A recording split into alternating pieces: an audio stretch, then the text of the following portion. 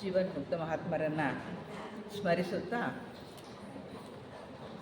Stage ಮೇಲಿರುವಂತಹ ಅಧ್ಯಕ್ಷರೇ ಮತ್ತು ನೆರೆದಿರುವ ಎಲ್ಲ ಸಹೋದರ ಸಹೋದರಿಯರಿಗೆ ವಂದನೆಗಳನ್ನು ಅರ್ಪಿಸುತ್ತಾ ಈ ದಿನದ ಕಾರ್ಯಕ್ರಮವನ್ನು ಪ್ರಾರಂಭ ಮಾಡೋಣ. ಇವತ್ತು ಮೃತ್ಯೋರ್ಮ ಅಮೃತಂಗಮಯ ಆ ಶ್ಲೋಕದ 3ನೆಯ ಸಾಲು ಹಾಗೂ ಕೊನೆಯ ಸಾಲನ್ನು ಇವತ್ತು ನಾವು ನೋಡೋಣ. ಈಗಾಗಲೇ ನಾವು 2 ಇದನ್ನು ನೋಡಿಬಿಟ್ಟಿದ್ದೇವೆ.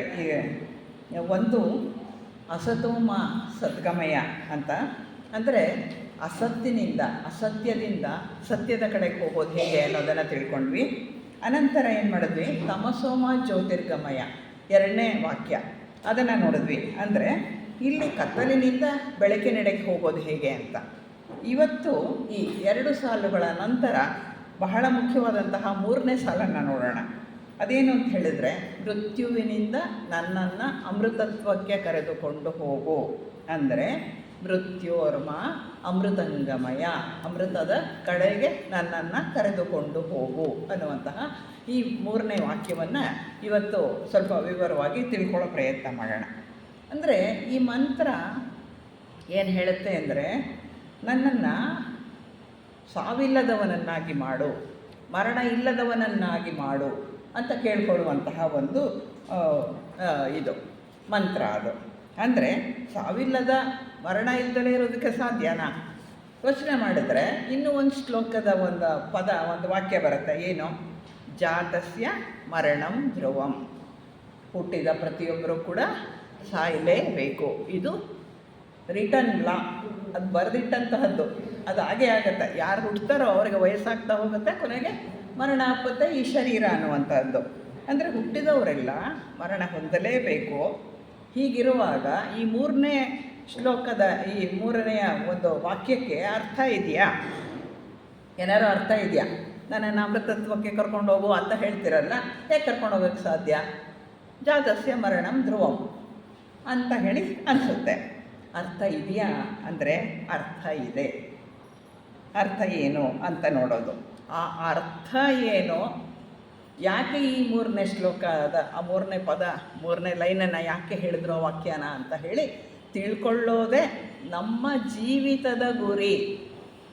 ನಾವು ಹುಟ್ಟಿದ್ದೀವಲ್ಲ, ನಾವು ಏನೋ ಜೀವನ ಅಂತ ಮಾಡ್ತಾ ಇದ್ದೀವಲ್ಲ, ಈ ಪ್ರಪಂಚದಲ್ಲಿ ಬಂದುಬಿಟ್ಟಿದ್ದೀವಲ್ಲ, ನಮ್ಮ ಗುರಿ ಏನಪ್ಪ ಅಂದರೆ ಈ 3ನೇ ಪದ ಅದರ ಅರ್ಥ ತಿಳ್ಕೊಳ್ಳೋದು. ನಾನು ಯಾಕೆ ಹುಟ್ಟಿದ್ದೀನಿ, ನಾನು ಅಮೃತತ್ವಕ್ಕೆ ಹೋಗೋದು ಹೇಗೆ ಅನ್ನೋದನ್ನು ಅರ್ಥ ಮಾಡ್ಕೊಳ್ಳೋದೇ ನಮ್ಮ ಜೀವನದ ಉದ್ದೇಶ. ಇದನ್ನು ನಾವು ಸ್ಪಷ್ಟವಾಗಿ ಅರ್ಥ ಮಾಡ್ಕೊಳ್ಬೇಕು. ಜಾತಸ್ಯ ಮರಣಂ ಧ್ರುವಂ ನಿಜ, ಆದರೆ ಆ ಮರಣದಿಂದ ಅಮೃತತ್ವಕ್ಕೆ, ಮರಣ ಇಲ್ಲದ ಕಡೆಗೆ ಹೋಗೋದು ಹೇಗೆ, ಹೋಗಲೇಬೇಕು. ನಾವು ಯಾಕೆ ಹೋಗಬೇಕು, ಹೇಗೆ ಹೋಗಬೇಕು ಅನ್ನೋದನ್ನು ನಾವು ಇವತ್ತು ಅರ್ಥ ಮಾಡ್ಕೊಳ್ಳುವ ಒಂದು ಪ್ರಯತ್ನವನ್ನು ನಾವು ಮಾಡೋಣ. ಅದೇ ನಮ್ಮ ಜೀವಿತದ ಗುರಿ, ಅದನ್ನು ತಿಳ್ಕೊಳ್ಳೋದು. ಬೃಹದಾರಣ್ಯಕ ಉಪನಿಷತ್ತಿಗೆ ಹೋಗೋಣ. ಬೃಹದಾರಣ್ಯಕ ಉಪನಿಷತ್ತಲ್ಲಿ ಒಂದು ವಿಷಯ ಬರುತ್ತೆ. ಏನಪ್ಪ ಅಂತ ಹೇಳಿದ್ರೆ, ಋಷಿ ಯಾಜ್ಞವಲ್ಕರು ಅನೇಕ ಜನ ತಮ್ಮ ಶಿಷ್ಯಂದಿರನ್ನು ಸರಿಯಾದ ದಾರಿಗೆ ತರೋದು, ಈ ಎಲ್ಲ ಕೆಲಸಗಳನ್ನು, ಅಂದರೆ ಆತ್ಮಜ್ಞಾನಿಗಳನ್ನಾಗಿ ಮಾಡೋದು, ಇದೆಲ್ಲವನ್ನು ಮಾಡ್ತಾರೆ. ಮಾಡಿದ ನಂತರ ಅವರೇನು ಮಾಡ್ತಾರೆ, ಅವರಿಗೆ ಈ ಗೃಹಸ್ಥಾಶ್ರಮ ಸಾಕು, ಅಂದರೆ ಅದನ್ನು ಇನ್ನು ಸನ್ಯಾಸಿಯಾಗಿ ಪರಿವ್ರಾಜಕನಾಗಿ ಹೊರಟು ಹೋಗ್ಬಿಡಬೇಕು ಅಂತ ಹೇಳಿ ತೀರ್ಮಾನ ಮಾಡ್ತಾರೆ. ಹಾಗೆ ಸುಮ್ಮನೆ ಒಬ್ಬ ಕುಟುಂಬ ಮಾಡ್ಕೊಂಡಿರುವಂತಹ ವ್ಯಕ್ತಿ, ಗುರುಕುಲವನ್ನು ನಡೆಸ್ತಿದ್ದಂತಹ ಒಬ್ಬ ಗುರು ಹಾಗೆ ಏಕದಮ್ ಹೋಗಲಿಕ್ಕೆ ಬರಲ್ಲ. ಅವನಿಗೆ ಕೆಲವು ರೂಲ್ಸ್ ಆ್ಯಂಡ್ ರೆಗ್ಯುಲೇಷನ್ಸ್ ಇರ್ತದೆ. ಅವನಿಗೆ 2 ಪತ್ನಿಯರು ಇದ್ದರು ಯಾಜ್ಞವಲ್ಕರಿಗೆ. ಆ 2 ಪತ್ನಿಯರನ್ನು ಅವರ ಪರ್ಮಿಷನ್ ತೊಗೋಬೇಕಾಗತ್ತೆ. ಇವರು ಸನ್ಯಾಸ ತೊಗೋಬೇಕು ಅಂದರೆ ನನಗೆ ಅಪ್ಪಣೆ ಕೊಡಿ ಅಂತ ಹೇಳಿ ಪತ್ನಿಯರನ್ನು ಕೇಳ್ಕೋಬೇಕಾಗತ್ತೆ. ಆವಾಗ ತಮ್ಮ 2 ಪತ್ನಿಯರಾದಂತಹ ಕಾತ್ಯಾಯಿನಿ ಮತ್ತು ಮೈತ್ರೇಯಿ ಅವರಿಬ್ಬರನ್ನು ಕರೀತಾರೆ. ಕರೆದುಬಿಟ್ಟು ಅವರ ಒಪ್ಪಿಗೆಯನ್ನು ಕೇಳ್ತಾರೆ. ನಾನು ಈ ಥರ ಆತ್ಮಜ್ಞಾನಿ ಆಗೋದಕ್ಕೋಸ್ಕರ ಹೋಗ್ತಾ ಇದ್ದೀನಿ, ಎಲ್ಲ ತಿಳ್ಕೊಂಡಿದ್ದೀನಿ, ಅದನ್ನು ಆಚರಣೆಗೆ ತರಬೇಕು, ಅದಕ್ಕೆ ಏಕಾಂತ ಬೇಕು, ನನಗೆ ನನ್ನ ಪಾಡಿಗೆ ನಾನು ಇರಬೇಕು, ಅದರಿಂದ ನಾನು ಕಾಡಿಗೆ ಹೋಗ್ತಾ ಇದ್ದೀನಿ.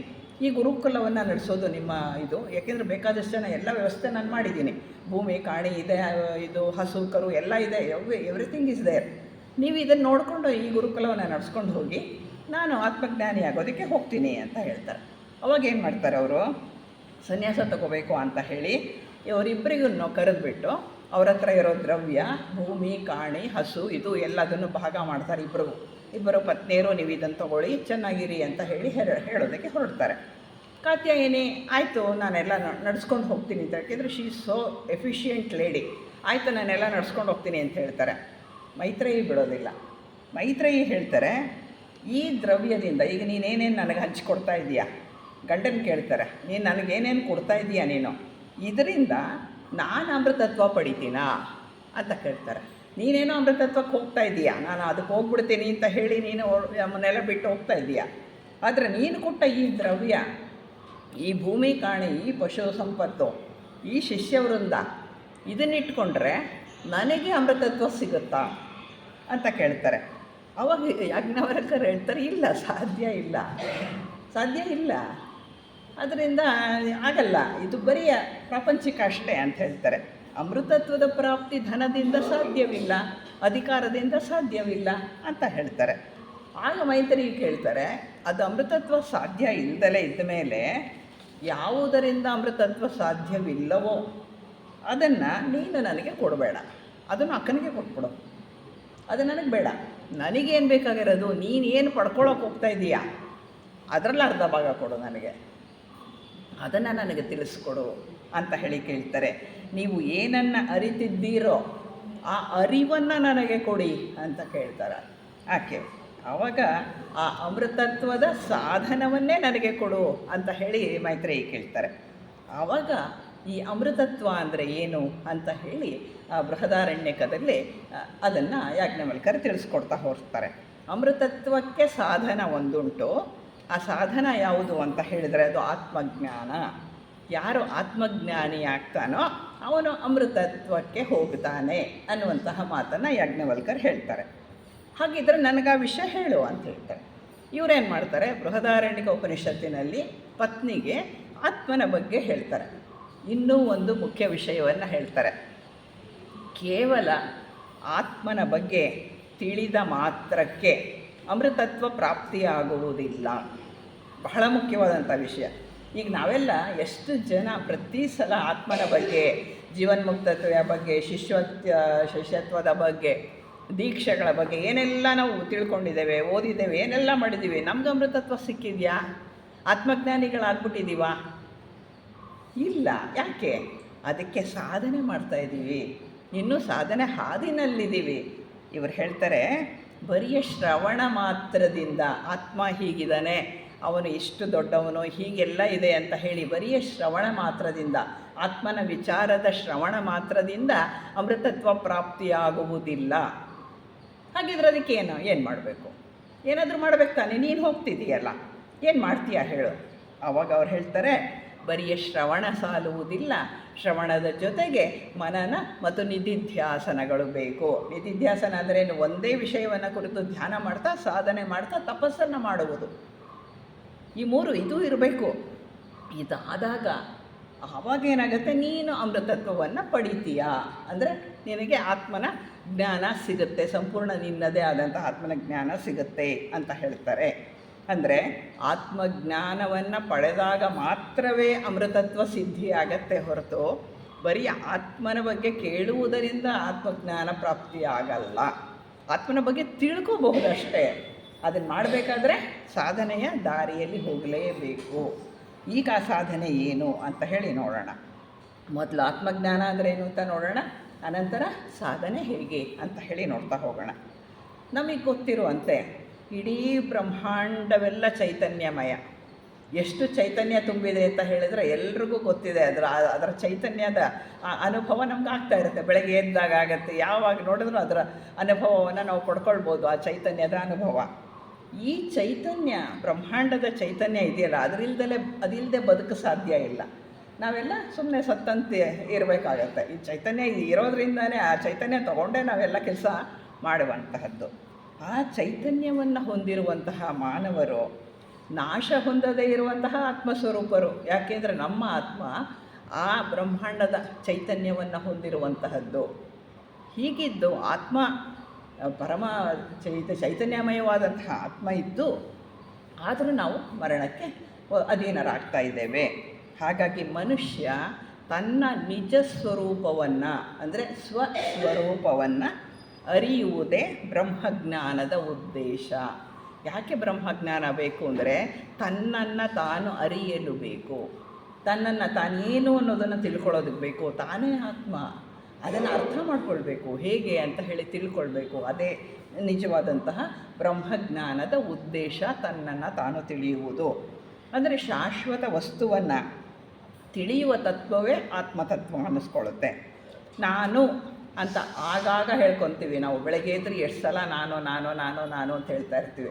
ಎಲ್ಲದಕ್ಕೂ ನಾನು ಅಂತ ಹೇಳ್ತಿರ್ತೀವಿ ನಾವು. ನಾನು ಮಾಡ್ತೀನಿ, ನಾನು ಎದ್ದೆ, ನಾನು ಕೂತ್ಕೊಂಡೆ, ನಾನು ಕಾಫಿ ಕುಡಿದೆ, ನಾನು ತಿಂಡಿ ತಿಂದೆ, ಎಲ್ಲದೂ ನಾನೇ ಮಾಡೋದು, ನಾನು ಮಾತಾಡ್ತೀನಿ, ಅಲ್ಲಿಂದ ಹಿಡಿದು ಎಲ್ಲ ಮಾಡ್ತೀವಿ. ಈ ಅಹಂ ತತ್ವ ಇದೆಯಲ್ಲ, ಅಂದರೆ ಅಹಂ ನಾನು ನಾನು ಅಂತ ಹೇಳ್ಕೊಳ್ಳುವ ತತ್ವ, ಅದೇ ನಿಜವಾದ ಆತ್ಮ, ಅದೇ ಆತ್ಮ.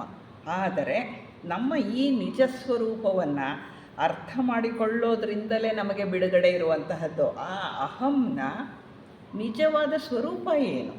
ನಾನು ನಾನು ಅಂತ ನಾವು ಹೇಳ್ಕೊಳ್ತೇವೆ. ಆ ನಿಜವಾದ ನಾನು ನನಗೆ ಗೊತ್ತಾ, ನನಗೆ ಸರಿಯಾಗಿ ಅರ್ಥ ಆಗಿದೆಯಾ, ಅದನ್ನು ತಿಳ್ಕೊಬೇಕಾಗಿದೆ. ಆ ನಿಜವಾದ ನಾನುವನ್ನು ಅರಿಯುವುದೇ ನಮಗೆ ಬಿಡುಗಡೆಯ ಮಾರ್ಗ. ಅದರಿಂದ ಬಿಡುಗಡೆ ಸಾಧ್ಯ, ಅಮೃತತ್ವಕ್ಕೆ ಹೋಗೋದಕ್ಕೆ ಸಾಧ್ಯ. ಸರ್ವಜ್ಞ ಕವಿ ಹೇಳ್ತಾರೆ, ತನ್ನ ತಾನರಿದಂಗೆ ಭಿನ್ನ ಭಾವನೆ ಇಲ್ಲ, ತನ್ನವರು ಇಲ್ಲ ಪರರು ಇಲ್ಲ, ತ್ರೈಭುವನ ತನ್ನೊಳಗೇ ಇಹುದು ಸರ್ವಜ್ಞ. ಅಷ್ಟು ಸುಲಭವಾಗಿ ಹೇಳ್ತಾರೆ, ಅಷ್ಟು ಸರಳವಾಗಿ ಹೇಳ್ತಾರೆ. ಏನು ಹೇಳ್ತಾರೆ? ತನ್ನನ್ನು ತಾನು ಸಂಪೂರ್ಣವಾಗಿ ಅರ್ಥ ಮಾಡಿಕೊಂಡಾಗ, ಅಂದರೆ ನಾನು ಯಾರು ಅನ್ನೋದನ್ನು ತಿಳ್ಕೊಂಡಾಗ, ತಾನು ಬೇರೆ ಪರರು ಬೇರೆ, ಇವರು ಬೇರೆ ಅವರು ಬೇರೆ, ಎಲ್ಲ ಬೇರೆ ಬೇರೆ ಅನ್ನುವಂತಹ ಭಾವನೆ ಸಂಪೂರ್ಣವಾಗಿ ನಾಶವಾಗುತ್ತೆ. ಇರುವುದೆಲ್ಲ ಒಂದೇ ಅನ್ನೋದು ಅರ್ಥ ಆಗುತ್ತೆ, ಆತ್ಮಜ್ಞಾನ ಬರುತ್ತೆ. ಭಿನ್ನ ಭಾವನೆ ಅನ್ನೋದು ಇರೋದೇ ಇಲ್ಲ, ತನ್ನವರು ಇಲ್ಲ ಪರರು ಇಲ್ಲ, ಎಲ್ಲ ಒಂದೇ, ಆ ಸ್ಥಿತಿ ಬರುತ್ತೆ. ತ್ರೈಭುವನ ಅಂದರೆ ಮೂರು ಲೋಕಗಳು ಕೂಡ ನನ್ನೊಳಗೇ ಇಹುದು ಸರ್ವಜ್ಞ ಅಂತ ಹೇಳ್ತಾರೆ. ಅಂದರೆ ಎಲ್ಲವೂ ನನ್ನೊಳಗೆ ಇದೆ, ಅದರಿಂದ ತಿಳ್ಕೊಳ್ಳೋ ಅಂಥದ್ದೇನು ಇರಲ್ಲ. ಅರಿವು ಬರಬೇಕು, ತನ್ನ ತಾನು ಅರಿಯಬೇಕು ಅನ್ನೋದು ಸರ್ವಜ್ಞ ಕವಿಯ ಅರ್ಥ. ಅಂದರೆ ತನ್ನನ್ನು ತಾನು ಸಂಪೂರ್ಣ ತಿಳಿದವನಿಗೆ, ಆತ್ಮಜ್ಞಾನಿಗೆ, ತಾನು ಬೇರೆ ಇತರರು ಬೇರೆ ಅನ್ನೋ ಭಾವನೆ, ಭೇದ ಭಾವ ಇರಲ್ಲ. ಎಲ್ಲರಲ್ಲಿಯೂ ತಾಧ್ಯಾತ್ಮ ಭಾವನೆ ಇರುತ್ತೆ. ಹಾಗಾಗಿ ಮೂರು ಲೋಕಗಳು ಕೂಡ ಅವನಲ್ಲಿ ಅಡಗಿರುತ್ತೆ. ಯಾಕೆಂದರೆ ಅವನು ಆತ್ಮಜ್ಞಾನಿ. ಇದನ್ನು ಸರ್ವಜ್ಞ ಕವಿ ಹೇಳ್ತಾರೆ. ನಮ್ಮ ಹಿಂದೂ ವಾಂಗ್ಮಯದಲ್ಲಿ ಏನು ಹೇಳ್ತಾರೆ ಅಂದರೆ, ಬ್ರಹ್ಮ ಒಂದೇ ಸತ್ಯ. ಎಲ್ಲ ವೇದಾಂತ ಗ್ರಂಥಗಳಲ್ಲೂ ಹೇಳುವಂಥದ್ದು ಬ್ರಹ್ಮ ಒಂದೇ ಸತ್ಯ, ಉಳಿದೆಲ್ಲವೂ ಮಿಥ್ಯ. ಇದೆ, ಎಲ್ಲ ಕಣ್ಣಿಗೆ ಕಾಣಿಸುತ್ತೆ, ಆದರೆ ಅದೆಲ್ಲವೂ ಮಿಥ್ಯವೇ, ಇರೋದು ಬ್ರಹ್ಮ ಒಂದೇ, ಅದು ಒಂದೇ ಸತ್ಯ ಅಂತ ಹೇಳ್ತಾರೆ. ಆ ಬ್ರಹ್ಮ ಹೇಗಿದೆ? ಪ್ರಜ್ಞಾನ ಬ್ರಹ್ಮ. ಆ ಬ್ರಹ್ಮ ಪ್ರಜ್ಞೆಯ ರೂಪದಲ್ಲಿದೆ, ಅರಿವಿನ ರೂಪದಲ್ಲಿದೆ ಅಂತ ಹೇಳ್ತಾರೆ. ಈ ಪ್ರಪಂಚದ ಎಲ್ಲ ದೇಹಗಳು ಎಲ್ಲವೂ ಕೂಡ ಅಶಾಶ್ವತ, ಅನಿತ್ಯ. ಬ್ರಹ್ಮ ಒಂದೇ ಸತ್ಯ. ಬ್ರಹ್ಮ ಅಂದರೆ ಅದೇ ಆತ್ಮ, ಅದಕ್ಕೆ ಅದು ಒಂದೇ ಸತ್ಯ, ಬಾಕಿ ಎಲ್ಲವೂ ಕೂಡ ಅಸತ್ಯ. ಅದನ್ನು ತಿಳಿಯುವುದೇ ಪ್ರತಿಯೊಬ್ಬ ಮಾನವನ ಗುರಿ ಅಂತ ಹೇಳಿ ನಮ್ಮ ವೇದಾಂತಗಳು ಎಲ್ಲವೂ ಕೂಡ ಸಾರಿ ಸಾರಿ ಹೇಳುತ್ತೆ, ಬ್ರಹ್ಮ ಒಂದೇ ಸತ್ಯ ಅಂತ. ಬ್ರಹ್ಮನ ಬಗ್ಗೆ ಅರಿಯುತ್ತಾ ಹೋದ ಹಾಗೆ ನಮಗೆ ಆತ್ಮಜ್ಞಾನ ಉಂಟಾಗುತ್ತೆ. ಅಂದರೆ ನಾನು ಯಾರು ಅನ್ನುವಂತಹ ವಿಷಯ ತಿಳಿತಾ ಹೋಗುತ್ತೆ. ಅದಕ್ಕೇನು ಮಾಡಬೇಕು? ಶಂಕರಾಚಾರ್ಯರು ಬಹಳ ಚೆನ್ನಾಗಿ ಹೇಳ್ತಾರೆ. ಏನು ಅಂದರೆ ನೇತಿ ನೇತಿ ನೇತಿ ಅಂತ ಹೊರಡಿ ಅಂತ. ಏನು ನೇತಿ ಅಂದರೆ, ನೇತಿ ಅಂತ ಹೇಳಿದರೆ ನಾನಿದಲ್ಲ ನಾನಿದಲ್ಲ ನಾನಿದಲ್ಲ ಅಂತ ಹೇಳಿ ಹೊರಡುವಂತಹದ್ದು. ಯಾವುದು ನಾನಲ್ಲ? ಈ ಮರಣ ಹೊಂದುವಂತಹ ಶರೀರ ನಾನಲ್ಲ, ರಾಗಭಾವಗಳು ನಾನಲ್ಲ, ಮತ್ತು ನನ್ನ ಭಾವನೆಗಳು ನಾನಲ್ಲ, ನನ್ನ ಯೋಚನೆಗಳು ನಾನಲ್ಲ ಅಂತ ಹೇಳಿ ಯಾವುದು ನಾನಲ್ಲವೋ ಅವನ್ನೆಲ್ಲ ತ್ಯಾಗ ಮಾಡ್ತಾನೆ ಇದ್ದೆ. ನಾನಿದಲ್ಲ ಅಂತ ಹೋದಾಗ ಕೊನೆಯಲ್ಲಿ ಒಂದು ಉಳಿಯುತ್ತೆ. ಅದನ್ನು ನೀವು ನಿರಾಕರಿಸೋದಕ್ಕೆ ಸಾಧ್ಯ ಇಲ್ಲ. ಅಂತಹದ್ದು ಒಂದು ಉಳಿಯುತ್ತೆ. ಅದು ಏನದು? ಏನು ಅಂತ ಹೇಳಿದ್ರೆ ಶಂಕರಾಚಾರ್ಯರು ಹೇಳ್ತಾರೆ. ಏನು ಅಂತ ಹೇಳಿದ್ರೆ ಶಿವೋಹಂ, ನಾನೇ ಶಿವ. ಶಿವ ಅಂದರೆ ಇಲ್ಲ ಅರ್ಥ ಮಂಗಳಕರ ಅಂತ. ಮಂಗಳಕರವಾದಂತಹ ಒಂದು ವಸ್ತು ಉಳಿಯುತ್ತೆ, ಅದೇ ನಾನು ಅಂತ ಹೇಳಿ ಅವರು ಹೇಳ್ತಾರೆ. ನಾನು ಅಂದರೆ ನನ್ನ ಅಂತರಂಗವನ್ನು ಅರಿಯುವುದು. ಆ ಮಂಗಳಕರವೇ ನಾನು ಅನ್ನೋದನ್ನು ಅರಿಯುವುದೇ ಶಿವೋಹಂನ ಅರ್ಥ. ಅಂದರೆ ಅದೇ ನಾನು ಅಂತ ಹೇಳಿ ಅರ್ಥ ಮಾಡಿಕೊಳ್ಳುವುದು ಈ ಒಂದು ಸ್ಥಿತಿ. ಆತ್ಮವನ್ನು ಅರಿಯುವುದೇ ಈ ಸ್ವಸ್ವರೂಪ ದರ್ಶನವೇ ಮಾನವರೆಲ್ಲರ ಗುರಿ ಅನ್ನೋದು ನಾವು ತಿಳ್ಕೊಂಡ್ವಿ. ಅಂದರೆ ನಾವೆಲ್ಲರೂ ಹುಟ್ಟಿದ ಮೇಲೆ ನಮ್ಮನ್ನು ನಾವು ಅರ್ಥ ಮಾಡ್ಕೊಳ್ಬೇಕು, ಅದು ನಮ್ಮ ಗುರಿ. ಇದನ್ನು ಥಿಯಾಸಫಿ ಕೂಡ ಹೇಳುತ್ತೆ. ನಿನ್ನನ್ನು ನೀನು ಅರ್ಥ ಮಾಡ್ಕೋ, ನೀನು ಮಾನವಾತೀತನ ಆಗಬೇಕು, ಅದಕ್ಕಾಗಿ ಏನೇನೆಲ್ಲ ಮಾಡಬೇಕು ಆ ಸಾಧನ ಪ್ರಧಾನ ಗ್ರಂಥಗಳು ನಮ್ಮ ಥಿಯಾಸಫಿಯಲ್ಲಿ ಸಾಕಷ್ಟು ಕೊಟ್ಟಿದ್ದಾರೆ. ಇನ್ನು ಆತ್ಮಜ್ಞಾನ ಹೇಗೆ ಬರುತ್ತೆ ಅಂತ ಹೇಳಿ ಯೋಗಿ ರಮಣರ ಹತ್ರ ಹೋದರೆ ಬಹಳ ಚೆನ್ನಾಗಿ ಅವರು ವಿವರಣೆಯನ್ನು ಕೊಡ್ತಾರೆ. ರಮಣರು ಆತ್ಮಜ್ಞಾನ ಅಂದ್ರೇನು, ಆತ್ಮಜ್ಞಾನ ಪಡ್ಕೊಳ್ಳೋದು ಹೇಗೆ ಅಂತ ಹೇಳಿ ಕೊಡ್ತಾರೆ. ಅವರು ಏನು ಹೇಳಿದ್ದಾರೆ ಅಂತ ನೋಡೋಣ. ರಮಣ ಮಹರ್ಷಿಗಳು ಹೇಳ್ತಾರೆ, ನಿನ್ನನ್ನು ನೀನು ತಿಳಿ ಅಂತ ಹೇಳ್ತಾರೆ. ನೀನು ಅರ್ಥ ಮಾಡ್ಕೊ. ಅದಕ್ಕೇನು ಸಾಧನೆಯ ಪಥ ಕೊಡಬೇಕಲ್ವ. ನಿನ್ನನ್ನೇನು ತಿಳಿದ್ರೆ ಎಲ್ಲಿಗೋಗಲಿ ನನ್ನನ್ನು ನಾನು ತಿಳ್ಕೊಳ್ಳೋಕ್ಕೆ, ಯಾರ ಹತ್ರ ಹೋಗಲಿ? ಅದಕ್ಕೆ ಅವ್ರು ಹೇಳ್ತಾರೆ, ಆತ್ಮವಿಚಾರ ಮಾಡು. ಒಂದು ಕಡೆ ಕೂತ್ಕೊಂಡು ಆರಾಮವಾಗಿ ವಿಚಾರ ಮಾಡು.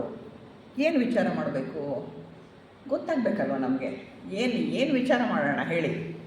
ಅದಕ್ಕೂ ಅವ್ರು ಹೇಳ್ತಾರೆ, ಏನು ವಿಚಾರ ಮಾಡಬೇಕು ಅಂತ ಹೇಳಿದರೆ, ಮೊದಲು ನಾನು ಯಾರು ಅಂತ ವಿಚಾರ ಮಾಡು.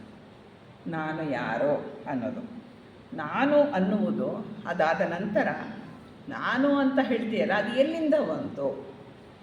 ಎರಡನೇ ಪ್ರಶ್ನೆ.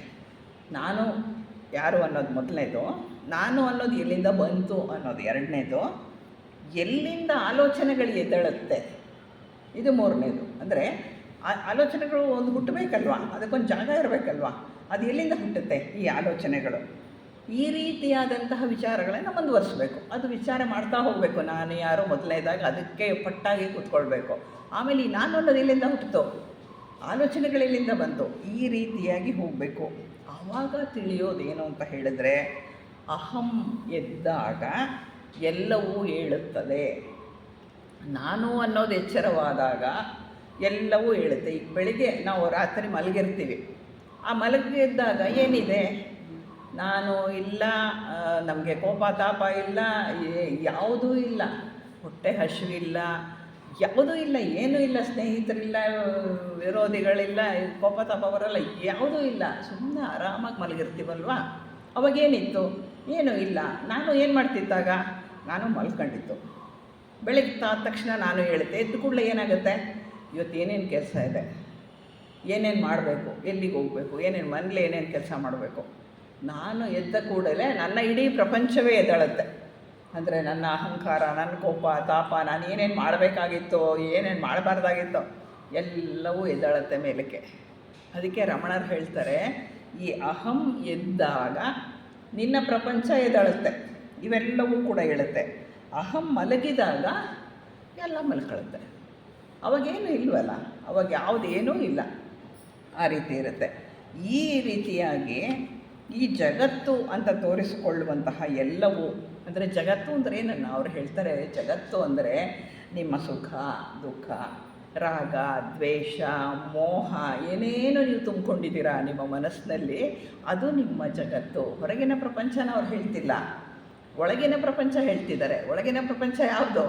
ನಾನಿದ್ದಾಗ ಏನೇನು ಹೇಳುತ್ತೆ? ನನ್ನ ಸುಖ ಹೇಳುತ್ತೆ, ನನ್ನ ದುಃಖ ಹೇಳುತ್ತೆ, ನನ್ನ ರಾಗ, ನನ್ನ ದ್ವೇಷ, ನನ್ನ ಕೋಪ, ಏನು ಅಹಂಕಾರ, ಪ್ರತಿಯೊಂದು ಎದ್ದೇಳುತ್ತೆ. ನಿನ್ನ ಜಗತ್ತು ಅಂತಾರೆ ಅವರು. ಇದು ನನ್ನ ಜಗತ್ತು, ನನ್ನ ಒಳಗಿರುವಂತಹ ಜಗತ್ತು. ಈ ಜಗತ್ತು ಎದ್ದೇಳುತ್ತೆ. ಹಾಗಾಗಿ ಇವೆಲ್ಲಕ್ಕೂ ಕೂಡ ಬೇರೆ ಬೇರೆ ಹೆಸರಿದೆ. ರಾಗ ಅಂತ ಹೇಳ್ತೀವಿ, ದ್ವೇಷ ಅಂತ ಹೇಳ್ತೀವಿ, ಅದು ಅಂತ ಹೇಳ್ತೀವಿ, ಇದು ಅಂತ ಹೇಳ್ತೀವಿ, ಕೋಪ ತಾಪ ಏನೆಲ್ಲ ಹೇಳ್ತೀವಿ. ಆದರೆ ಇದೆಲ್ಲ ಏನು? ಒಂದೇ ಕ್ಯಾಟಗರಿ. ಅಹಂ, ನಾನೇ ಎಲ್ಲ, ನನ್ನೊಳಗೆ ಏನೇನಿದೆಯೋ ಅದೇ ನಾನು. ಈಗ ಲಲಿತ ಅಂದರೆ ಯಾರು? ಈ ಶರೀರನ ಅಲ್ಲ, ಅದರೊಳಗಿರೋ ಕಂಟೆಂಟ್ ಇದೆಯಲ್ಲ ಅದು ನಾನೇ. ಹಾಗಾಗಿ ನಾನು ಎದ್ದಾಗ ಇಡೀ ಪ್ರಪಂಚ ನನ್ನ ಪ್ರಪಂಚ, ಇದು ನನ್ನ ಒಳಗೆ ಏನೇನಿದೆ ಅದೇ ನನ್ನ ಪ್ರಪಂಚ. ಹೀಗಿರುತ್ತೆ ಅಂತ ರಮಣ ಮಹರ್ಷಿಗಳು ಹೇಳ್ತಾರೆ. ಈ ಅಹಂ ಅನ್ನುವಂತಹದ್ದಿದೆಯಲ್ಲ, ಅದು ಅಭಿಮಾನವಾಗಿ ಸಂಕಲ್ಪ ಅಥವಾ ವಿಕಲ್ಪದ ರೂಪವನ್ನು ತಾಳಿದಾಗ ಅವಾಗೇನಾಗುತ್ತೆ? ಅದನ್ನು ಮನಸ್ಸು ಅಂತ ಕರೀತಾರೆ ಅಂತ ರಮಣ ಮಹರ್ಷಿಗಳು ಹೇಳಿದ್ರು. ಇದನ್ನು ಮನಸ್ಸಾದರೆ, ಇದೇ ಅಹಂ ಅತ್ಯಂತ ನಿಶ್ಚಯಾತ್ಮಕವಾಗಿ ದೃಢವಾಗಿ ನಾ ಮಾತಾಡ್ತಿದ್ದೀನಲ್ಲ, ಹೌದು ಇದು ಹೀಗೆ ಇರುತ್ತೆ ಅಂದಾಗ ಇಲ್ಲಿ ಬುದ್ಧಿ ಕೆಲಸ ಮಾಡ್ತಿದೆ. ಬುದ್ಧಿ ಇದ್ದರೆ ಮನಸ್ಸಿನ ಒಂದು ಭಾಗ ಅಷ್ಟೇ, ಬುದ್ಧಿ ಪ್ರಜ್ಞೆಯ ಬುದ್ಧಿ ಅಲ್ಲ ರಮಣರು ಹೇಳೋದು. ಮನಸ್ಸು ಚಿತ್ತ ಅಹಂಕಾರ ಅಂತ ಹೇಳ್ತೀವಲ್ವ, ಅದರಲ್ಲಿ ಬುದ್ಧಿ ಇದು. ಅದು ನಿಶ್ಚಯಾತ್ಮಕವಾಗಿದ್ದಾಗ ಅದಕ್ಕೆ ಬುದ್ಧಿ ಅಂತ ಹೇಳ್ತಾರೆ. ಅದೇ ಅಹಂ ಸ್ಮರಣೆ ಅಂದರೆ ನೆನಪಾಗಿದ್ದಾಗ ಅದನ್ನು ಚಿತ್ತ ಅಂತ ಕರೀತಾರೆ. ಅಂದರೆ ಎಲ್ಲವೂ ಮನಸ್ಸಿನ ವಿವಿಧ ಅಂಗಗಳು ಅಷ್ಟೇ, ಮನಸ್ಸು ಹೀಗೆಲ್ಲ ಕೆಲಸ ಮಾಡುತ್ತೆ ಅಂತ ಅಷ್ಟೇ ಅರ್ಥ. ಇವೆಲ್ಲವೂ ಕೂಡ ನಾನು ಅಥವಾ ಅಹಂ ಇವೆಲ್ಲವೂ ಕೂಡ ಒಂದೇ ಮೂಲದಿಂದ ಬಂದಿರುವಂತಹದ್ದು, ಬೇರೆ ಬೇರೆ ಮೂಲ ಇಲ್ಲ, ಇದಕ್ಕೆ ಒಂದೇ ಮೂಲ ಇರೋ ಅಂತಹದ್ದು. ಈಗ ನಾವು ಈ ನಾನುವನ್ನು ಅರ್ಥ ಮಾಡ್ಕೊಳ್ಬೇಕಾದ್ರೆ ಇದನ್ನೆಲ್ಲ ತಿಳ್ಕೊಳ್ತೇನೆ, ಒಂದೇ ಮೂಲದಿಂದ ಬಂದಿದ್ದು ಅನ್ನೋದನ್ನು ಅರ್ಥ ಮಾಡ್ಕೊಳ್ತೇನೆ. ನನ್ನ ರಾಗದ್ವೇಷ, ನನ್ನ ಸುಖ ದುಃಖ, ನನ್ನ ಭಾವನೆಗಳು ಏನೇನಿದೆ ಎಲ್ಲವೂ ಕೂಡ ಆ ಒಂದು ಮೂಲದಿಂದ ಬಂದಿದ್ದು, ನಾನುವಿನ ಒಳಗಿಂದ ಬಂದಿದ್ದು ಅನ್ನೋದನ್ನು ನಾನು ಅರ್ಥ ಮಾಡ್ಕೊಳ್ಬೇಕಾಗತ್ತೆ. ಅದಕ್ಕಾಗಿ ನನ್ನನ್ನು ನಾನು ಅರ್ಥ ಮಾಡ್ಕೊಳ್ತೇನೆ ಅಂತ ದೃಢ ನಿಶ್ಚಯ ಮಾಡಬೇಕಾಗತ್ತೆ.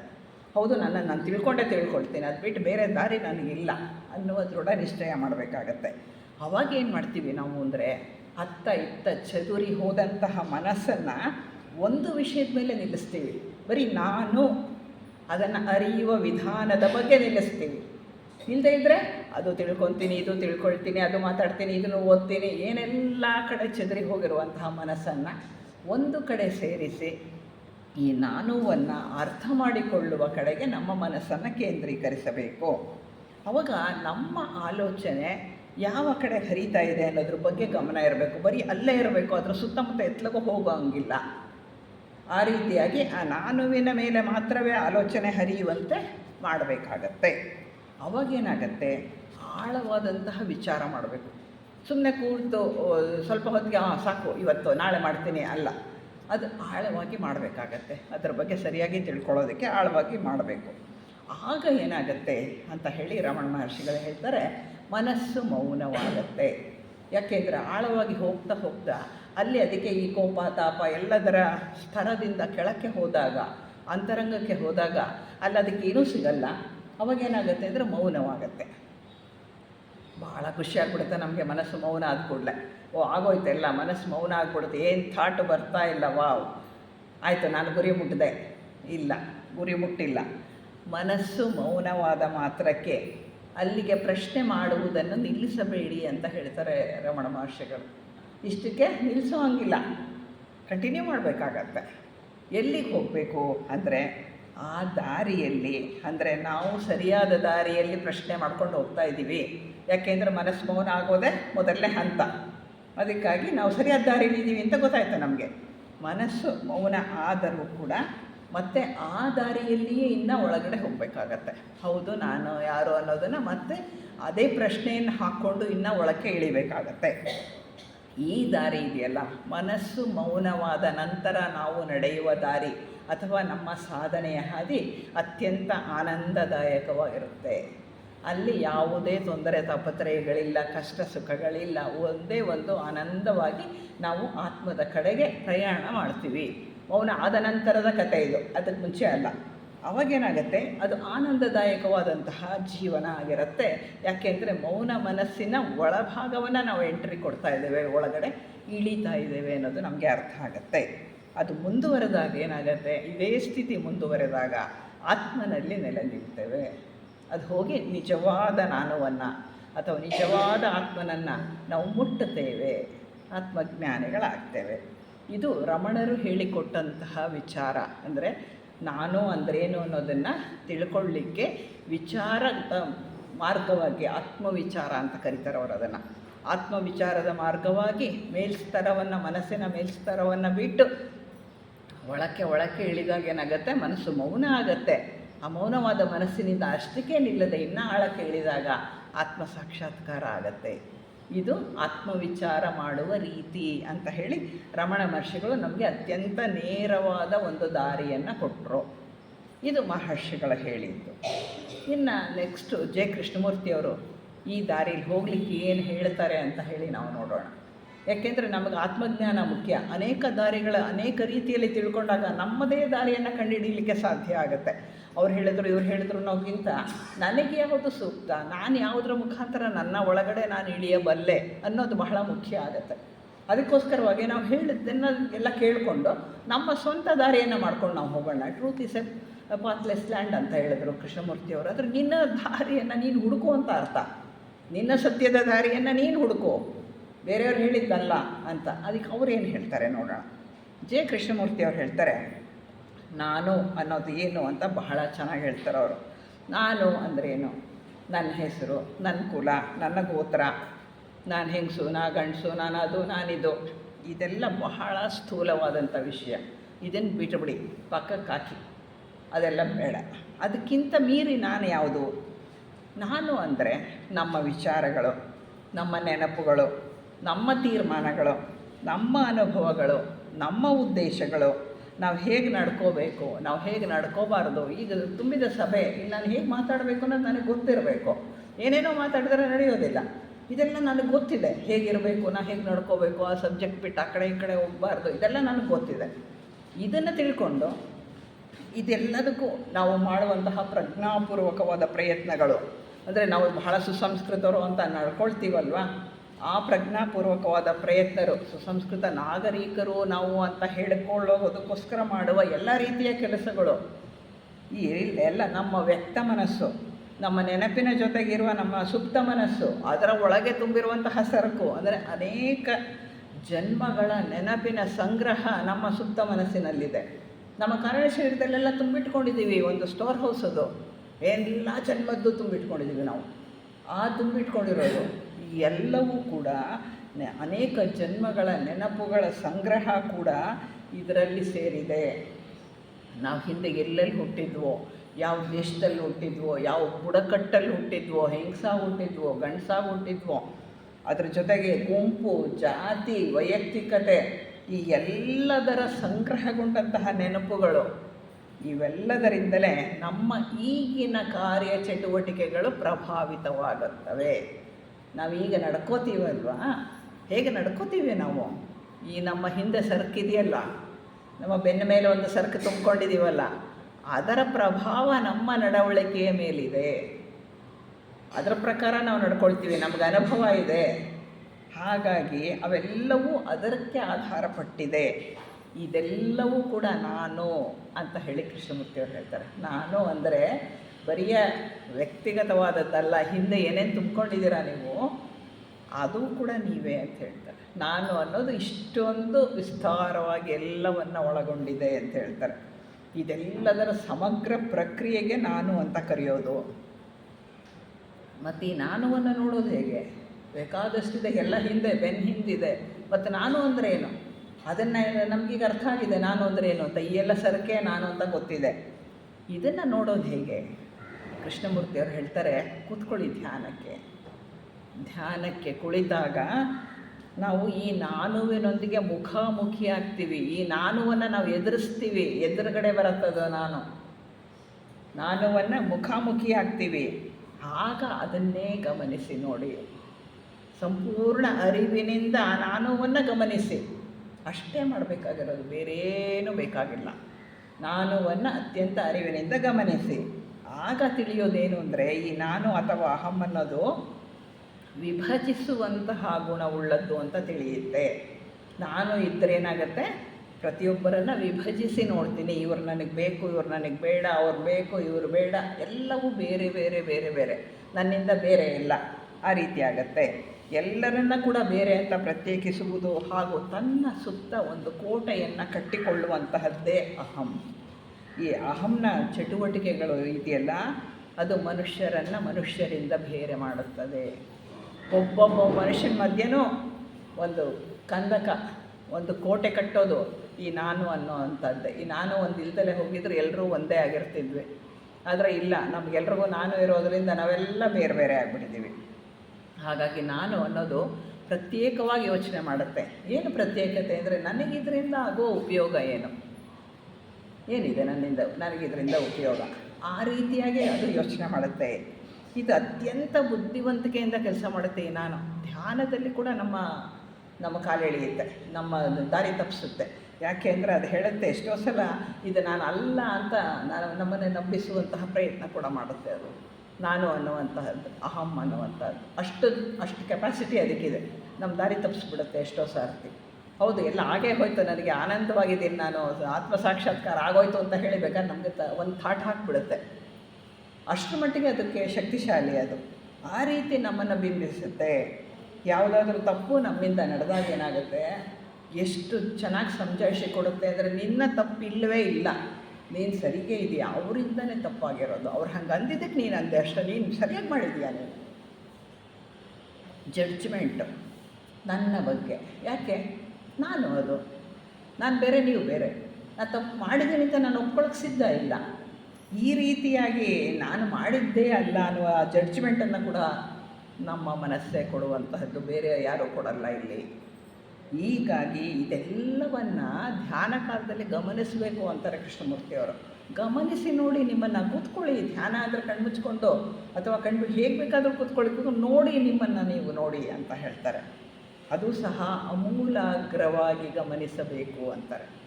ಅಮೂಲಾಗ್ರವಾಗಿ ಸುಮ್ಮನೆ ಗಮನಿಸೋದಲ್ಲ.